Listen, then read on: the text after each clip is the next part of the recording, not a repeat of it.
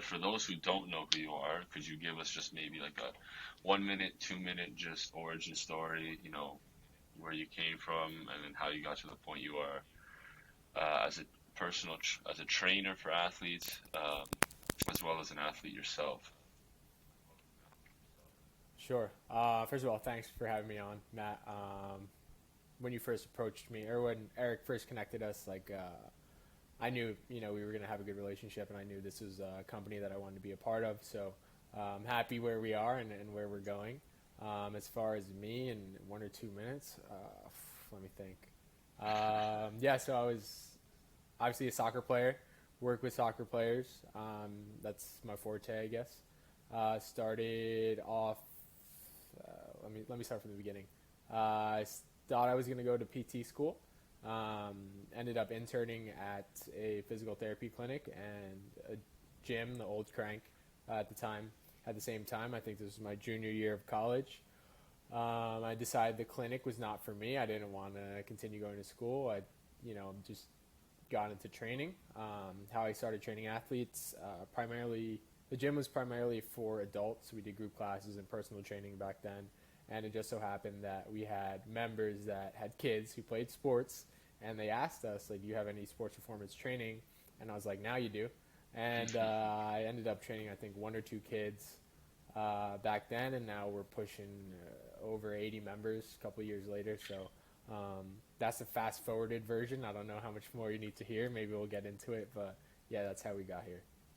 That's awesome, man. I think like that growth. So you said you went from that first initial client, I guess, to 80 members now. Like, what was that time frame for you?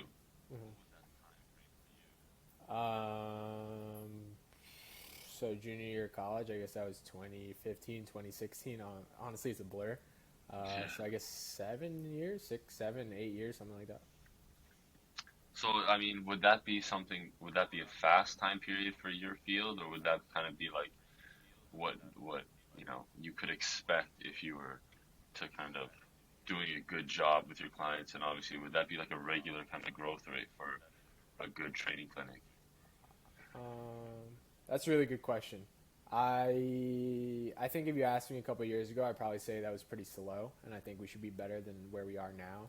But if you ask me Okay. now, I think the goal is more to keep the people that we have happy. So I much rather have 80 happy people than 200 unhappy people. You know what I mean? So it's like Yeah. more quality over quantity, and looking for lifetime value, and having a good culture of people that like what we do, and we like them, and we get along, and our coaches get along, and everyone feels good. It's like if you have a team, right? Like you want to keep a revolving door of players or coaching staff. Like you want to have a solid group, and then win. So I think Exactly. yeah, I think it was for where we're at.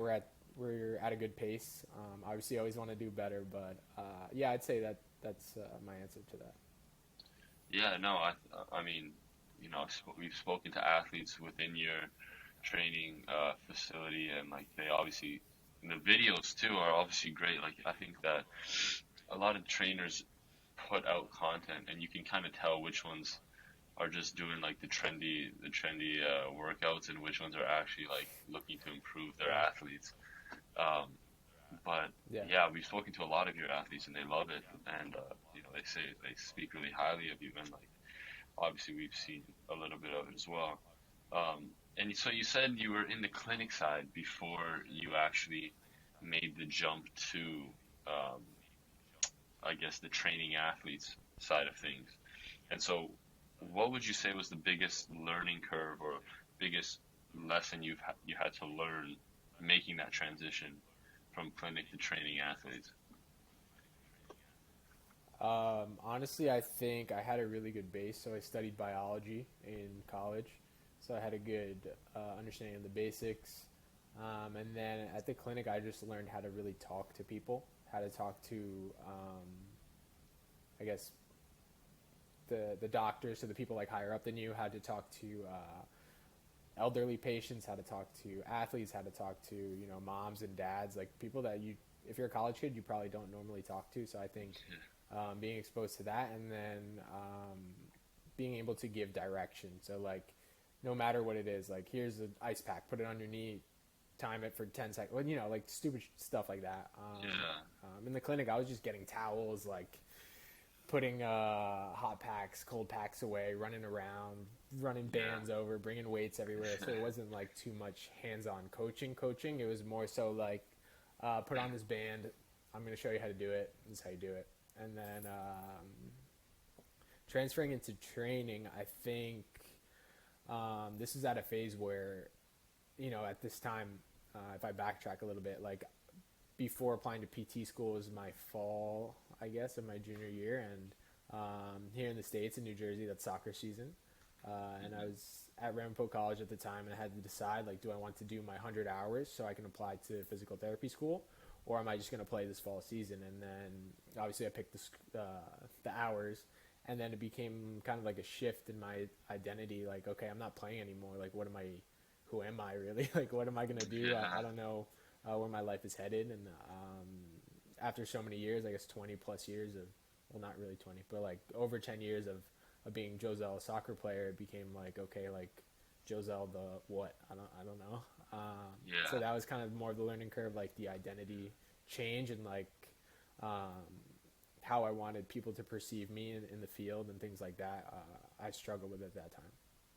Yeah, and I think that's a big kind of, obviously everybody can't make it to the highest level in whichever sport they play, and there comes a time where there is that transition period between, like you said, just sell the athlete to just sell the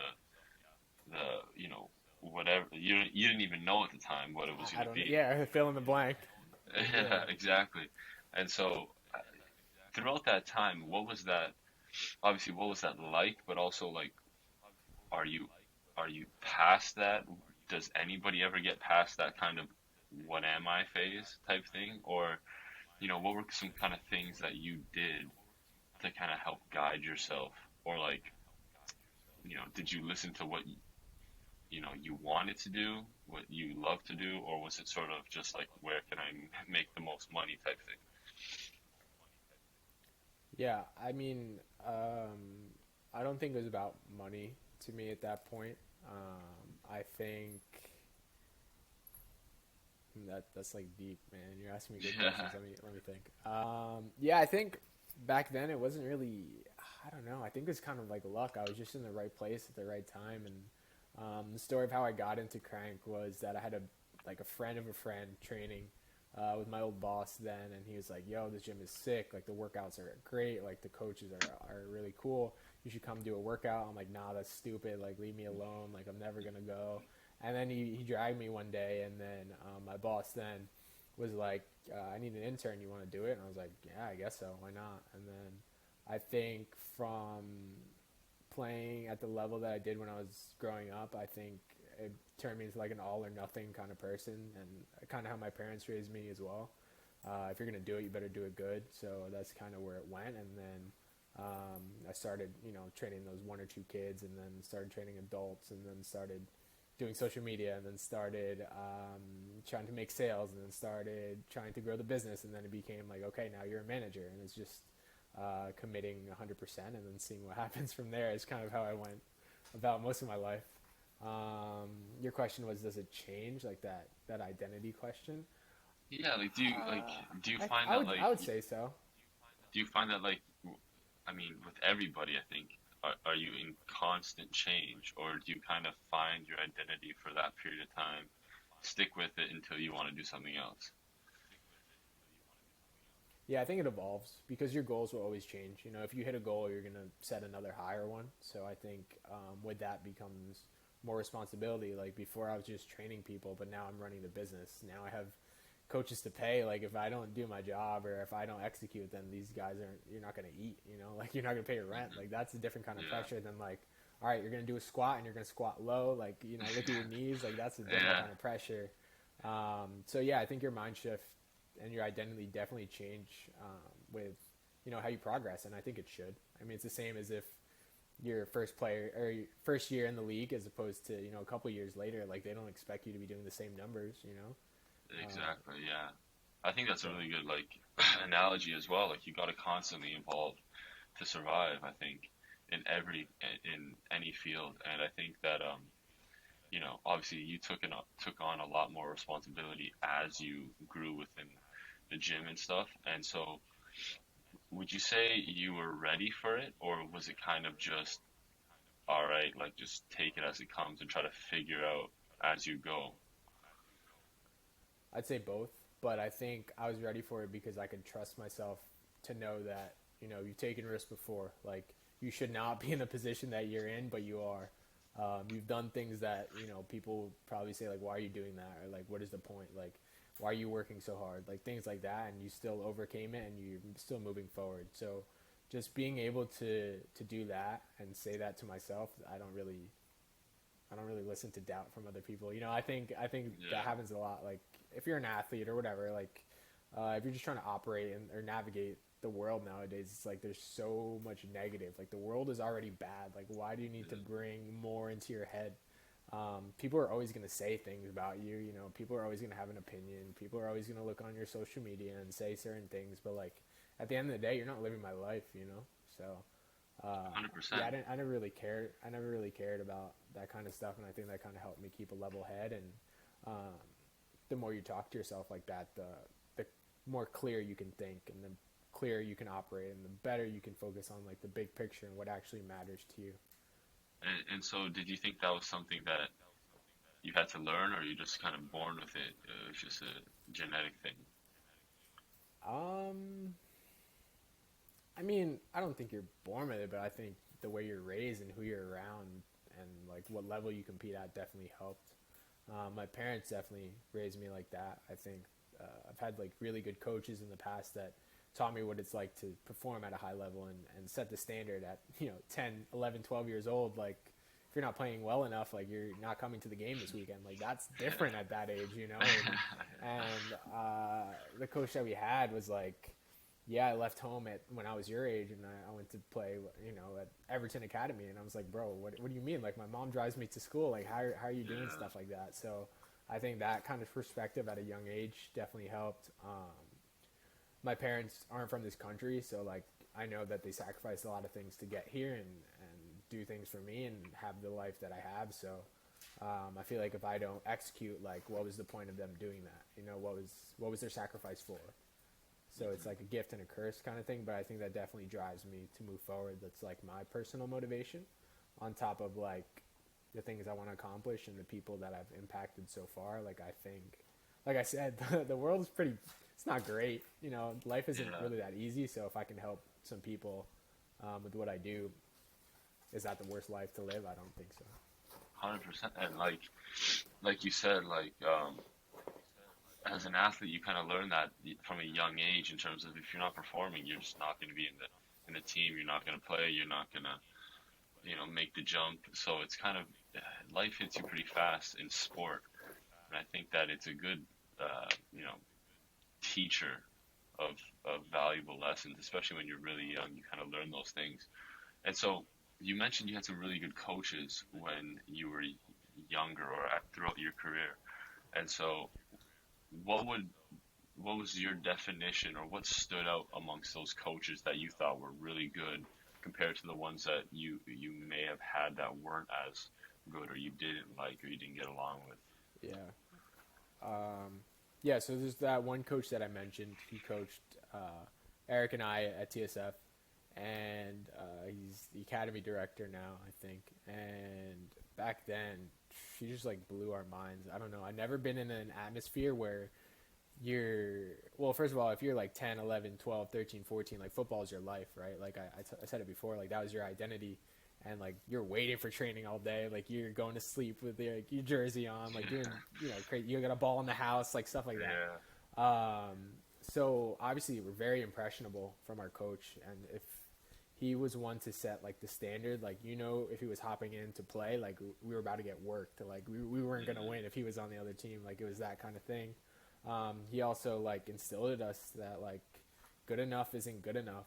Like you have to want more, you have to do more, or somebody else is going to take your spot, or you're not going to win, or you're not going to move forward. I think standards like that, as like simple habits that you playing at the level that you're at now is like if you don't check your shoulder, what happens? You get cracked. So like him like drilling in little things like that, attention to detail, at that age was so huge. Like he taught us how to be a pro at such a young age, and I think a lot of the things I do now I relate to how I played and how what I learn about sport, what I think about sport, like how things progress, how you should operate day to day, how you attack a game day, how you attack training sessions is how I pretty much live my life now. And so, I don't do even you know if I think answered that? your question. I kind of rambled there. No, no, you did, and I think that I was going to ask you. Do you think that being the person that your athletes want to become plays a big role in it? So, like, not Hundred saying that percent. you have to be Ronaldo to coach a Yeah. soccer team, but like, you have to show that you know what you're doing, you know what you're talking about. Like, you have to kind of, in a way, prove yourself to the team that you know what you're talking about, that Hundred they percent. should Yeah. listen to you. Yeah. I mean, at any level, any relationship. It doesn't matter if you're training athletes or training, adults or whatever it is. If there's no trust, you don't. There's nothing.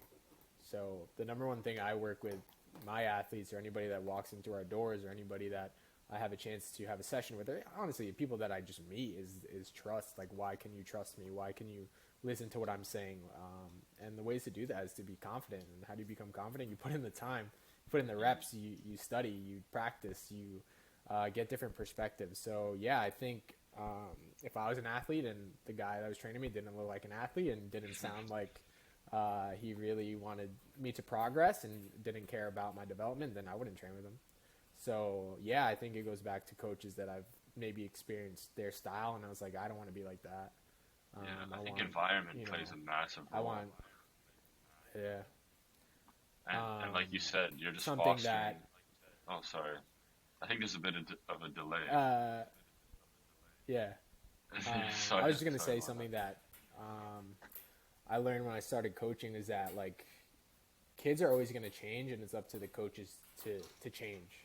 Like I'm sure you've come across guys that are like, yeah, we did this back in the '80s, '90s, we won championships like this, but like that's not how it works. Like things evolve, things change, and like kids know that. Like kids aren't dumb. Kids are actually smart nowadays. So it's like um, you have to evolve as a coach and get them to trust you, and then you can do whatever's possible. And I'm not saying like get them to trust you like not have it be real, but actually care about their development, care about their lives, care about like them as a person, and then the training stuff is easy. Was there any do you have any stories about specific kids? You don't have to name names, but that took a little bit longer for them to get you to trust them, or to get them to trust you. No, honestly, if that happened, we probably weren't training for that much longer. I'm not the type of person Really? to keep you here just because mommy and daddy are paying me money. Like, if you don't want to train and your parents don't like it and you don't like it, then leave. Like, that's you're not Yeah. gonna please everybody. You don't have to serve everybody. And there's so many coaches and trainers. Like, at least in what I do, like you can find the right fit. That's what it's about. It's about finding whoever works with you. Like, yeah, the coach can adapt his style and like how he talks to you compared to another player. But at the end of the day, if you don't like what they're doing, then you go find somebody else. Like as long as Yeah. you can trust them, like I don't think it's really like that. Yeah. And so do Yeah, you think maintaining that culture within the gym, like you said just now, um, is key to running a successful, facility? I mean, yeah. How do you run a successful team? It's culture, right? It's how from the top down. How does the board or the management act towards the players? How does the coaching staff interact with the players? How does the coaching staff interact with each other? How does everybody outside of the organization perceive the organization? Like all those things matter when you're doing business. And if you have a good culture and you treat people the right way, then like the goal is always to have people have say good things. Like it's up to the business organization, whatever team, to put on, I don't know, to have your shirt represent something, to have your brand represent something. Like this isn't just, I joke around about it all the time, like this isn't sports training, it's like life training. Like kids come back and they talk to us about like, I don't know what to do about this situation, or like I'm having trouble like finding schools. My coach on my team said this. Like we have those conversations all the time, so it's not just the 3x10 squat, 3x8 bench. Like there's a lot more Yeah. that goes into it. So yeah, I think having a values that you want to operate on is very important for what you want to do in a business, team, organization. And so you say you have those conversations a lot in terms of like schools and stuff, and I know you trained a lot of college athletes, um, Mm-hmm. but I guess you see both sides of it in terms of maybe high school kids trying to get into a good college and then college kids trying to get into a professional team. What are Yes. kind of like the two things, or like not two things, couple things maybe that like obviously these kids are struggling with, or that you think that holds them back from taking that next step? Yeah. Okay. I'm going to say patience and being able to delay gratification. So, not wanting everything right now and seeing the bigger picture for what things are and what the reality is. I'm sorry if you can You're hear all, I'm crying. you're all good. Um, yeah, so seeing the bigger picture for what the reality is and controlling what you can control, I think those are like two biggest things I would say for athletes trying to get to that next level. Like an example is like, all right, I tried out for two teams. They both cut me. Like, why did they cut you? What are they? What are you doing wrong? Did you even? How did you interact with the coach? Like, how's your body language? How early did you show up for the tryout? Like, these are all things that you can control. Did you sleep the night before? Did you make sure you were training before? Did you? I don't know. Did you set yourself up to be successful? Like, a lot of kids overlook that. They're like, all right, if I just do what I see online or what I've always been doing, it'll be all right. Like there's so many.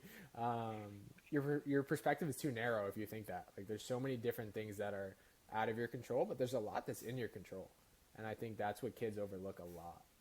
And they make excuses for it. I don't even want to like sugarcoat it, but like a lot of kids make excuses for things that they can control. They just don't know that they can do it, or they don't have the confidence to do it. I think it's that's the problem.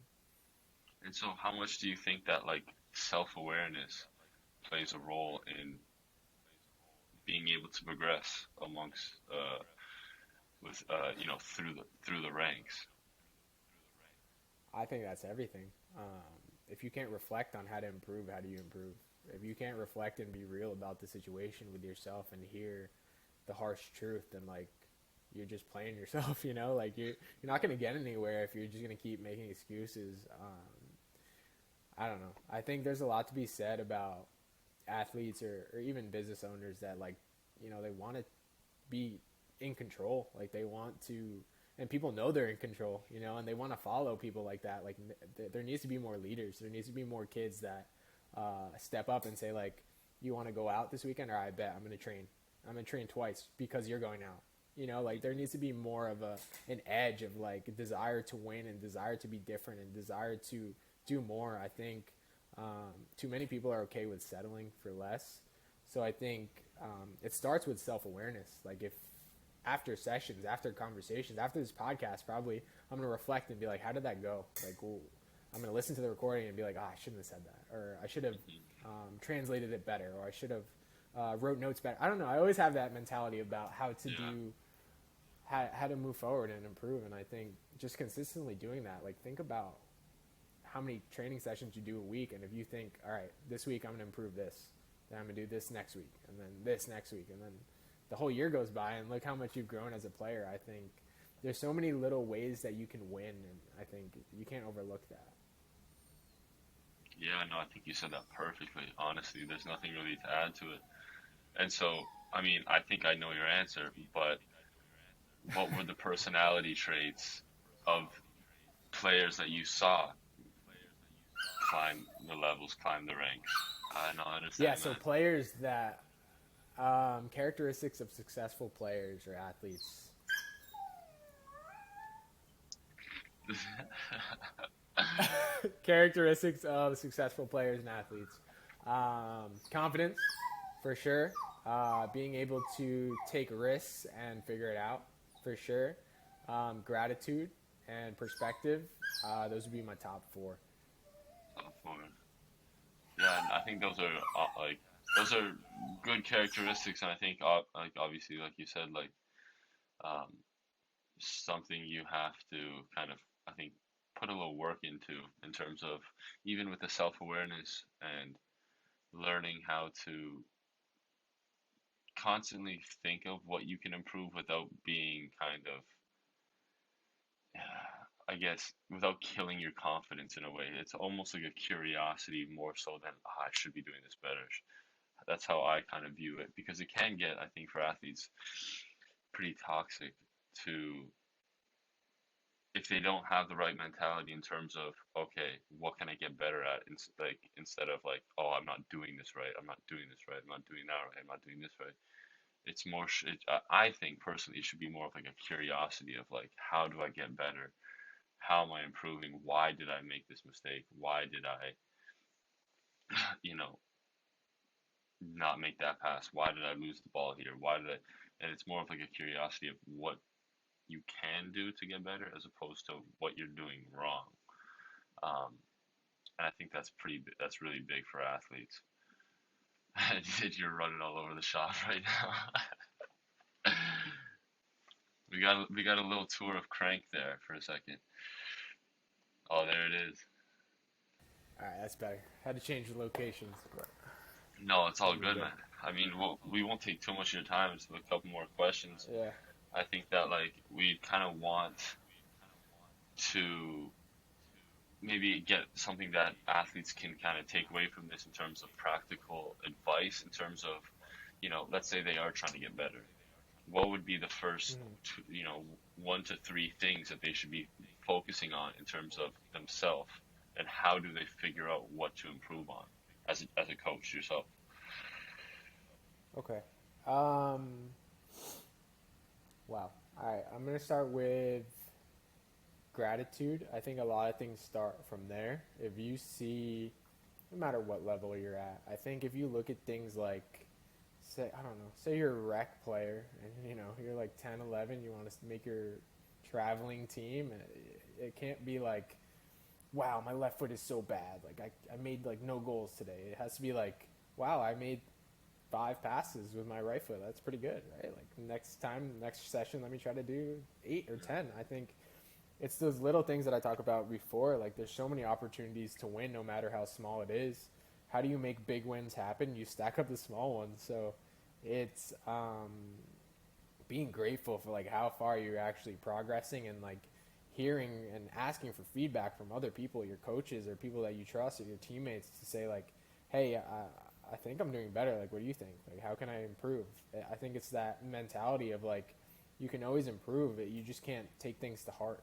Like if you want to get better, you're going to have to hear perspective. You're going to have to look and find the truth of how to get better. Otherwise, it will never happen. Um, yeah, I think for athletes, that's the biggest thing. Like, see how much you have. Like, your mom and dad can drive you to practice. That's pretty cool. Like, you can play on turf, and some kids play on gravel with no cleats. Like, that's good. Like, you need to look at how much is in Yeah, your favor. Like, if you're an academy team or whatever it is, if you're playing MLS next and maybe you're not getting enough playing time, like, you're training in a good environment, probably. You're probably around good coaches and good players. So, can you step up or can you ask and communicate to your coaches, like, I want to be in this position. How do I move forward? It's the same as if you're working in a job. Like, if you want a promotion, ask how to get the promotion. It's not just gonna be. It's not gonna fall into your yeah, lap. Like a contract isn't gonna fall yeah, and get mailed to you, just because you posted a cool video. Like that's not how it works. Like you got to put in the time. You got to put in the work to make things yeah. happen. So do you think that like kids, like you said, you mentioned MLS and X and all that. Do you think that the money being put into soccer at really young ages, um, I think it's a good thing, but do you think it leads to almost complacency? And how do you think that a young athlete can avoid, you know, falling into that trap? Yeah, I think that's a tough question. From like a physical standpoint, it's hard because I see kids only playing one sport. So like, I forgot what it was. I forgot what Olympics it was. It was a study a couple of years ago, and it was like they interviewed all the Olympians, like gold medalists, and across like all the board, and they asked like how many sports did you play growing up, and most of them said like 3, 4 going into high school. So like there's a lot to be said for a lot of I guess, range across different sports or just being an athlete in general will help a lot, and it also helps with burnout.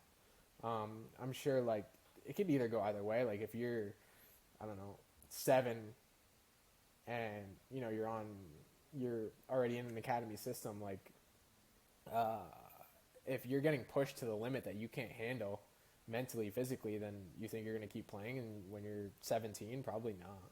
You'll probably drop the sport. And like that's the difference in this country. I think like soccer is kind of an option. Like it doesn't have to be like you need this to live a better life. It's more so like if you want it, you can do it kind of thing. So it's not like it's not like play or die kind of setup. So I think that's the difference here. Going back to like athletes playing different sports, like kids aren't there's so much technology nowadays that kids like they don't spend too much time outside or like it's very limited. Um, I don't know. I think the culture is different in America. I grew up here, so obviously I don't know too much, but just from researching and seeing why other cultures train different ways, um, is it good with how things are going? I think it's a step forward if we're trying to put more focus on soccer. Like that's good for the sport in the country. As far as kids trying to navigate, I think it's going back to see what kind of environment you're in. Like, how does this help me as a player? How does this help me as a person? Do these coaches care about my development, or they just want me to pay the yearly fee? I think that's like a deep conversation to have. I don't know. I've also seen a lot of kids that their parents are making them play and they're not even happy anymore. So that's like another thing. Like, parent pays thousands of dollars for you to go travel and play, and then you're like, I don't want to play anymore. So like that's another Yeah, issue. It has to be you and your desire to be a better player and become a professional and do things and execute. If that's not what it is, then it's not for you. Um, yeah, yeah, that's for me I to say agree. the truth. I think. I agree with you, and I think that like you know, especially with how young these academies are starting, you don't know like how do you know what sport you want to play when you're 7 years old? Like I think hyper focusing on a sport right away for soccer it might be good, but for the athlete it might not be. You know, like how do you know you're not a better tennis player? How do you know you're not a better, or you like tennis better, or you like, football better, or you like, basketball better? Like if you get into an MLS academy or any academy, or you start playing soccer and you hyper focus on that, how do you know that you don't like other sports better, or you're better at other sports? And I think that for soccer it might be a good thing, but I think like you said, like for just building athletes, it might not be. So it's an interesting topic. I I don't think think anybody really knows the answer. yeah. I mean, you have to look at it physically. If you're only playing one sport your whole life, you're using the same muscles all the time. If you're not doing any strengthening or you know learning how to move better and you're just playing and with how schedules are in clubs at the club level and in college and high school, it's like play 2 games a week, you train every day, like that's a lot of load, especially if your body can't take it and your mind can't. So like again, it's a question of looking, reflecting and saying like, okay, I keep getting hurt, why am I getting hurt? Maybe I'm not Hmm. prepared. I feel stressed and not happy from playing soccer. Like, why am I stressed and not happy? I think it's answering those questions and having players like, I don't know, think about these things. I think opening up the conversation of like, why am I doing this? Why am I working so hard? If you don't have a clear answer, then you have to find the answer. And so I guess we can. I want to get one more kind of big question, just so I don't take too much of your time, because I know you got athletes you got to No, train, I attend got to all day, after. bro. Yeah, but so in terms of the injury risk, I think I've talked about this with uh, Kellen on our first podcast before, and he basically said, as for endurance athlete running, if you're running your like basically your max or like your max distance, you shouldn't really increase it more than 10% a week to avoid Hmm. injury. And so, how much do you think the overall load of training versus the change in load of training matters more for injury for athletes? and like what should Are they you be talking kind of about all thinking about? athletes or soccer players? I would say soccer players, ones that you see more often than not. Okay. So for soccer players, my approach is that most of them are going to play all year, right? So like it's going to be hard for me to get, a clear off season. I get there are some more focused seasons and whatever, but these kids will find another team to play with if their one team isn't playing. So like I get that, and it's like being realistic about that. As far as change in load, the biggest thing with soccer players is the sport is explosive in nature, right? So it's repeating sprints, short sprints, sometimes long sprints, explosive change of direction to make tackles or find space or things like that. So to be able to for your body to withstand that and the forces that happen, you need to have some kind of strengthening. I'm not saying this because I own a gym. I'm saying it because like that's just how it works. If you think Yeah, about jumping, landing, sprinting, like the forces that go through your body are almost 2-3 times your body weight. So if you can't either move efficiently or be able to load your body efficiently, something's gonna happen eventually. And you see, like I'm sure at your level, like it's either you get hurt and it ends the career, or you get hurt and you keep going, or you just get hurt and you get lucky. Like there's so many different things that happen, but with the way the year is set up, like you can't periodize. It's not the books tell you to periodize one way, and then how the sport is actually set up is not like that. So as a coach, as an athlete, as far as progressing load, like we do the basic things very well. If you feel good, like you have a week off or you've just been sleeping and eating well, then we make it harder. If you had a game yesterday, you have practice tonight, and if you had a tournament this weekend, you think we're going to push? No, we're going to do the minimum to get the job done and make you feel better. The whole goal of strengthening and training is to make you feel good and to be safe and to prevent injury. It's not to aggravate or make things worse. Um, Strength conditioning is an accessory to sport. It's not the sport. Like you don't need to lift the most weight. It's gonna help if you can lift yeah, more, but I don't care how much you lift if you're on the field and you're not putting in the reps and you're not doing the technical work and you're not watching the game. It means nothing. So yeah. yeah, as far as And load, it so, has to be progressive and it has to be smart. how do you, in terms of a regular, let's say, soccer schedule, play once a week, every Saturday. How do you think? Obviously, teams have been doing this, 2 gym sessions a week, whatnot. How do you think that Mm-hmm. if a player wants to do extra, or if a player wants to be in the gym more, how do you think they can kind of monitor themselves to know if they're doing too much, if they're Mm-hmm. doing too little, type of thing? Yeah. Okay. So the easiest way for me to describe this is to go at things at like a high low approach. So a high day could be max sprint work. It could be max lifts, like heavier lifts in the gym, and then you have like a hard team training session because it's the beginning of your week. Like mine is like 5 days out from game day, so you have a lot of time to recover from that heavier session, right? So after that session, you don't really. It depends where you're at, but like you don't want to have another super high day. You can have a lower day where maybe you're doing more like individual technical work and you're doing some like aerobic work, and maybe you have team training, or you go see like a individual soccer trainer. For keepers, you have goalie training or keeper training. Like it's things like that. Like you need to manage. You want to be as recovered as possible for the game. So you don't want to be doing your heavier sessions closer to the game day.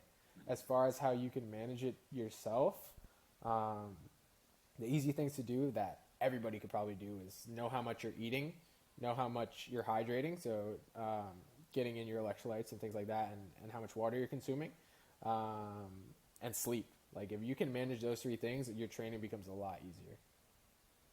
And I think obviously the risk of injury too um, goes down Yeah, significantly, especially with sleep. I find. But yeah, I think that's a lot of good information, man. Like I could talk to you for hours about all the little details of like how yeah, athletes should be training, how to fit in these sessions, because that's honestly something that I myself struggle with sometimes, is like finding these pockets of space where I can do some extra stuff that I personally want to do that hmm maybe the team isn't doing, or I'm finding that yeah. I need to Well, work on it a little bit more. I think it goes back just to finish off this idea. Like it goes back to looking at the big picture. Like if the goal is to be as prepared as possible for game day, If you do a session and it inhibits you to be prepared for that game day, then that's too much. If you find the Hmm. sweet spot of like, okay, I can spend maybe 20 minutes stretching and whatever, rolling out, and then I'll do 20 minutes technical ball work by myself, and I can still play a game the same day or the day after. Um, do it. You know, like it might be different for other people, and I know some of my athletes have like different routines before games. I have one of them that does like quick plyometrics and like likes to move around and get some touches on the ball the same day as a game. Like if he's playing at night, he'll do that in the morning. Really? And he's like, bro, like these people are warming up. Like the players on my team are warming up, looking so sluggish, and I'm already firing at the warm up. So like there's little things within strength and conditioning and within training and within mindset that you can do to set yourself up to be different than your teammates. But again, like you don't want to Yeah, inhibit the main I thing, think which that's a is key thing performing too. on the game day. Yeah, like you don't want to do Yeah, leg day I if think those are you know keys, like you just just finding lost the what works game for and you. yeah, yeah, yeah. I mean, you should be.